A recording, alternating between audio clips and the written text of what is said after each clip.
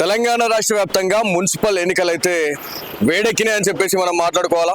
So ఇందులో భాగంగానే కరీంనగర్కి అయితే వచ్చినాం. సో కరీంనగర్ ఎన్నికలు హీట్ ఎక్కినాయని చెప్పేసి కూడా మనం మాట్లాడుకోవాలా.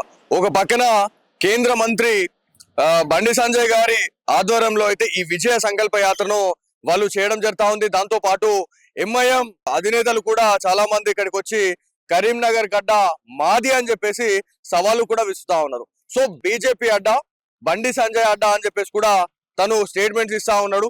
సో ఇది నా అడ్డా, నా అడ్డాలో ఎవరిని కూడా రాని అని చెప్పేసి బండి సంజయ్ అని అయితే ఇవాళ పిలుపునిస్తా ఉన్నారు. సో కరీంనగర్ మున్సిపల్ ఎన్నికల్లో ఎవరిది పై చేయ అవ్వబోతా ఉందనే దాని గురించి మనతో మాట్లాడడానికి అయితే కరీంనగర్ వాసులు ఉన్నారు. వారితో మాట్లాడడం. అన్న నమస్తేనే, ఎట్లా ఉన్నారు అన్న? మొత్తం టోటల్ బీజేపీ కాషాయ జెండా పక్కా 100% షూర్. అంతేనా? మొత్తం టోటల్ బీజేపీ. ఓకే అన్న, ఈ విజయ సంకల్ప యాత్ర బండి సంజయ్ అన్న సో ఒక కేంద్ర మంత్రిగా ఇవాళ ఇక్కడ ఉండి ఇవాళ మీ కరీంనగర్ వాసులకే కావచ్చు, దాంతో పాటు ప్రతి ఒక్క తెలంగాణ వాసులు ఎవరైతే ఉన్నారో ప్రతి ఒక్క బీజేపీ కార్యకర్తకు ఒక మంచి రోల్ మోడల్ గా, దాంతో పాటు ఒక మంచి మోటివేటర్ గా కూడా తనకు ఒక పేరు అనేది సంపాదించుకున్నారు. సో ఇక్కడ ఎవరిదాలు ఇప్పుడు మేము గెలుస్తామని చెప్పి చెప్తా ఉన్నారు. సో ఎట్లా ఉంటది మరి ధీమా? ఎవరి ధీమా వరకున్న టోటల్ మోడీ నాయకత్వం అందరి దృష్టిలో ఉన్నది. ప్రజెంట్ అయితే మోడీ 100% మొత్తం మంచి పనులు చేసింది కాబట్టి ఇక్కడ మాత్రం కాషాయ జెండా పర్ఫెక్ట్ వస్తుంది. నిన్న మొత్తము యాత్ర, నిన్న టవర్ సర్కిల్ మొత్తం మారుమోగింది. బీజేపీ మొత్తం కాషాయ జెండా, కాషాయ టోపీలు మొత్తం 100% ఫుల్ సక్సెస్ అయింది. అన్న ఇక్కడ బీజేపీ ప్రజాప్రతినిధులు ఎవరైతే ఉన్నారో హిందుత్వ అనే ఒక ఎజెండాని తీసుకొని పోతా ఉన్నారు. సో ఇది వాళ్ళకి ఎంతవరకు ప్లస్ అవుతుంది, ఎంతవరకు మైనస్ అవుతుంది అంటారు? 100% ప్లస్ అవుతుంది. ఎందుకంటే ప్రతి ఒక్కరిలో అవేర్నెస్ ఏర్పడ్డది. కాషాయ జెండా బీజేపీకి ఓటేయాలని ఇక్కడ మాత్రం కోరుకుంటారని నా అభిప్రాయం. ఓకే. సో బండి సంజయ్ గారి జన్మదిన సందర్భంగా కూడా చాలా మందికి సైకిల్ పంపిణీ అనేది చేశారు. సో ఆ ఇంపాక్ట్ అనేది చాలా పెద్ద మొత్తంలో పడ్డది అని తెలుస్తుంది. సో ఇది ఎంతవరకు కరెక్ట్? బండి సంజయ్ గారు ఇప్పటికెళ్ళి కాదు, స్టార్టింగ్ కెళ్ళి కష్టపడి పైకెచ్చిన వ్యక్తి. యూనియన్ సంఘంలోకి వెళ్ళి స్టార్టింగ్ కెళ్ళి ఒక 3 రోలర్గా ఉన్నారు కాబట్టి 100% బీజేపీ బండి సంజయ్ 100% అనుకున్నది నెరవేరుస్తాడు. సో చాలా మంది ముస్లిం పిల్లలకి కూడా చాలా మందికి సైకిల్ పంపిణీ చేశారు. సో సబ్కా సాత్ సబ్కా వికాస్ అనే దాంట్లో ప్రతి దాంట్లో వీళ్ళు కలుపుకొని పోతా ఉంటారు. సో మొన్న కూడా ఎస్పెషల్లీ వాళ్ళకు కూడా పంచడం అనేది చాలా మందిని ఆకట్టుకుంది.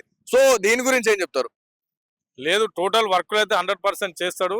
మామూలుగా సుతా ఏదన్నా హెల్ప్నెస్ కావాలన్నా అన్నిట్లో ఆదుకునే వ్యక్తిత్వం ఉన్నది. ఓకే.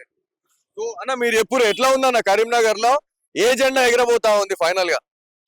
ఇక అందరైతే బీజేపీ అంటారు కానీ ఓట్లు ఎట్లా పడితే దాన్ని బట్టి ఉంటది. ఇది అంతా లోకల్ ఇండిపెండెంట్ పర్సన్ మీద కూడా డిపెండ్ అవుతుంది. సమీకరణలు ఎట్లా మారుతాయి ఏం తెలియదు. కాకపోతే సింగిల్ కాకుండా ఏదైనా కూటమి ద్వారా అవుతుందని అనిపిస్తుంది.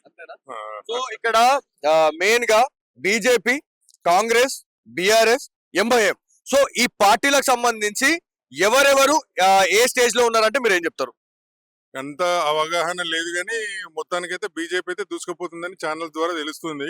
కాకపోతే ఓటింగ్ సరళి బట్టి కూడా మనకు ఉంటుంది. ఓటింగ్ పర్సెంటేజ్ కూడా ఇంపార్టెంట్. యూత్ అయితే ఎప్పుడైతే ఓటింగ్ చేస్తుందో అప్పుడు కొద్దిగా బీజేపీకి అవకాశాలు ఎక్కువ ఉంటాయని అనిపిస్తుంది.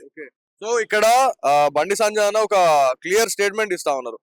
బండి సంజయ్ అడ్డా ఇది ఎవరిని కూడా రానిచ్చే ప్రసక్తే లేదని చెప్పేసి మాస్ వార్నింగ్లు కూడా ఇస్తా ఉన్నారు. సో ఎట్లా ఉండబోతా ఉంది రానున్న రోజుల్లో? ఇక ప్రజాస్వామ్యంలో అంతా మనం బల్లగుద్ది చెప్పేదనుకునేది ఓటర్ సరళిని మనం ఈ మున్సిపల్ ఎలక్షన్లలో నాడి పట్టుకోవడం చాలా కష్టమవుతుంది. ఎందుకంటే పర్సన్ కూడా ఇంపార్టెంట్ ఉంటది అక్కడ. వాళ్ళు పార్టీ పరంగా కాకుండా కొంత ఇన్ఫ్లుయెన్స్ అవుతుందని అనిపిస్తుంది నాకు. చాలా మంది మనకి గ్రౌండ్ లో మనం బయటకు వెళ్ళినప్పుడు చాలా మంది బాధపడతా ఉన్నారు. అంటే పార్టీ కోసం గత 15 నుంచి 20 సంవత్సరాలు 30 సంవత్సరాలు జెండా మోసిన వాళ్ళకి ఇలా పార్టీ టికెట్స్ అయితే ఇవ్వలేదు అని చెప్పేసి మనం మాట్లాడుతా ఉన్నాం. సో దీంట్లో బీజేపీనే కావచ్చు, కాంగ్రెస్ కావచ్చు, బీఆర్ఎస్ కావచ్చు, సో ఏ పార్టీ అయినా సో ప్రతి పార్టీలో కూడా ఇట్లాంటి ఇన్సిడెంట్లు అనేది బయటపడ్డాయి. సో సెల్ఫీ వీడియోలు నిజంగా బయటకు వచ్చి చాలా మందిని అవగాహన అయితే చేసినాయి అని చెప్పేసి కూడా చెప్తా ఉన్నారు. సో ఇక్కడ కరీంనగర్ లో అట్లాంటి పర్సన్స్ ఏమైనా ఉన్నారా? ఉన్నాయి, చాలా అన్ని పార్టీలలో జరిగింది ఆ విషయము. ఎవరైతే టికెట్ రాని వాళ్ళు ఆశించి టికెట్ రాని వాళ్ళందరూ కొంతమంది ఇండిపెండెంట్ వేసారు, కొంతమంది డైరెక్ట్ గా మమ్మల్ని ఇవ్వనందుకు మేము చాలా బాధతో ఉన్నాము, అనే విధంగా కూడా ఉన్నారు. ఇక అది ఎటు దారి తీస్తుందో చూడాలి. అది ఎట్లయినా కొద్దిగా ఇండిపెండెంట్ నిలబడితే కొంత ఓటింగ్ షేర్ అనేది వాళ్ళకి పోతుంది. అప్పుడు చూడాలి ఇక అప్పుడు ఎలా ఉంటుందో. మొత్తానికి మనం ఆల్రెడీ ఇప్పుడు మీరు ఒక అవగాహనతో మాట్లాడుతా ఉన్నారు, మాకు కూడా కొంత అవగాహనతో మనం మాట్లాడుతున్నాం. సో మున్సిపల్ ఎన్నికలు అనేది ఒక దందా వేసేసిర్రు అని చెప్పేసి తెలుస్తా ఉంది. ఇది ఎంతవరకు కరెక్ట్ అంటారు? ఇది నిజమేనంటారా? ఇది వర్తేనంటారా ఈ వర్డ్? ఇక దాని గురించి మనకు కరెక్ట్ ఐడియా లేదండి. మనం తెలియని దాని గురించి చెప్తే అది ఇంటర్నల్ ఏమైతుందో మనం అంత తెలియదు. దాని గురించి మనం కామెంట్. ఈ ఎలక్షన్ మీరేం చెప్తారన్న? ఈ మున్సిపల్ అంటే ఎన్నికలు వచ్చినాయంటే మున్సిపల్ ఎన్నికలు కావచ్చు, ఏదైనా కావచ్చు, ఒక దందా వేసేసారు, ఒక బిజినెస్ లాగా అయిపోయింది. కంపెనీ అనేది కంపల్సరీ ఉంటది కదా సార్. ఎలక్షన్లు అంటే ఇక్కడ కాదు ఎక్కడైనా ఉంటది కదా. సరిగా అది గోప్యంగా ఉంటుందా రహస్యంగా ఉంటుందా ఎట్లుంటుంది అనేది కావాలి కానీ అది మేము చెప్పరాదు. ఇక అది అర్థం చేసుకోవాలి అంతే. సో ఫైనల్ గా ఎవరైతే వీడియో చూసినటువంటి కరీంనగర్ వాసులకి మీరు ఏం చెప్తారు? ఎందుకంటే ఇంకొక 2 రోజులలో ఇప్పుడు పోలింగ్ అనేది ఉన్నది. సో ఏ పార్టీని గెలిపించబోతా ఉన్నారు అనే దాని గురించి ఫైనల్ గా చెప్పండి. Wait and see. మా అభిప్రాయం అయితే చెప్పినాము. ఇక ప్రజల అభిప్రాయం చూడాలి. ఒక ఎలక్షన్లు అయినాక చూడాలి. మీకు ఫైనల్ గా ఒక క్వశ్చన్. సో ఇక్కడ పార్టీల పరంగా చూసుకుంటే ప్రతి పార్టీ అనేది వర్గీస్తా ఉంది. ఇలా BJP, Congress, BRS, MIM. So ప్రతి ఒక్కరు కూడా మేమంటే మేము అని చెప్పి వాళ్ళు చెప్తా ఉన్నారు. సో మీకు తెలిసినటువంటి అవగాహనలో ఏ పార్టీ ఏ అంజలో ఉందంటే మీరు ఏం చెప్తారు? ఫస్ట్, సెకండ్, థర్డ్, ఫోర్త్ అట్లా చెప్పండి. First BJP, second Congress, third BRS. So MIM fourth place అయినా? అంటే ఎంఐఎం ఉన్నది ఇక్కడ, కానీ ఇక బీజేపీకి అయితే ఫస్ట్ అని నేను అనుకుంటాను. రైట్ అన్న, thank you so much. So ఇది మొత్తానికి కరీంనగర్ వాసులకు సంబంధించినటువంటి పబ్లిక్ పల్స్ అనేది ఏ రకంగా ఉంది అనేది మనం చేస్తా ఉన్నాం. ఇక్కడ పబ్లిక్ సర్వే అనేది ఏ రకంగా ఉంది అని అంటే ఒక్కొక్క రకంగా అయితే చెప్తా ఉన్నారు. ఎందుకంటే పబ్లిక్ పల్స్ అయితే చెప్పలేము.